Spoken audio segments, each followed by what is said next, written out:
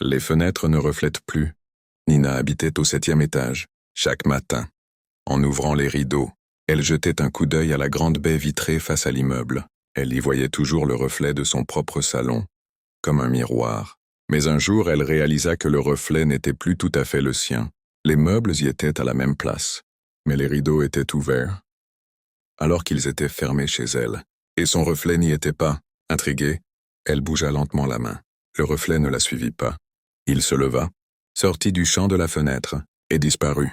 Le lendemain matin, les rideaux du reflet étaient grands ouverts, et quelqu'un était debout dans la fausse pièce, tourné vers elle, quelqu'un qui avait son visage. Nina recula lentement de la baie vitrée, son double toujours figé de l'autre côté. Mais ce n'était plus un simple reflet. Il respirait. Elle pouvait presque voir sa poitrine se soulever. Elle ferma violemment les rideaux, mais le lendemain, ils étaient de nouveau ouverts, et cette fois, le salon dans le reflet avait changé. Il y avait des cadres au mur, des photos. Elle s'approcha. C'était elle, endormie dans son lit. Différentes nuits, différentes positions. Quelqu'un la prenait en photo pendant son sommeil.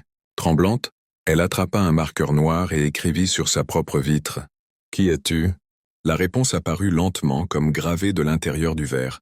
« Celle qui attend que tu échanges de place. » Et derrière son double, dans le reflet, Nina vit sa propre pièce, vide, sauf pour elle, regardant la fenêtre.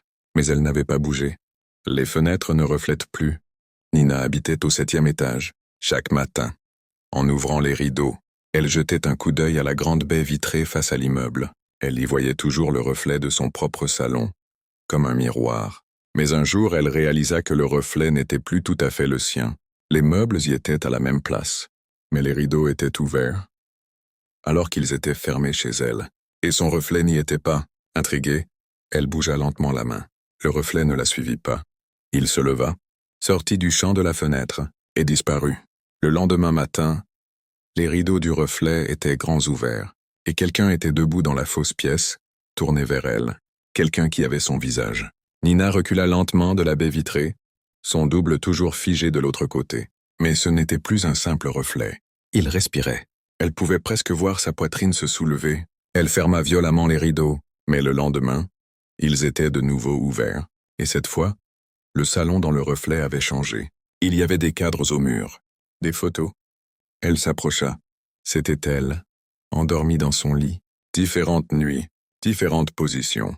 Quelqu'un la prenait en photo pendant son sommeil. Tremblante, elle attrapa un marqueur noir et écrivit sur sa propre vitre. « Qui es-tu » La réponse apparut lentement comme gravée de l'intérieur du verre. « Celle qui attend que tu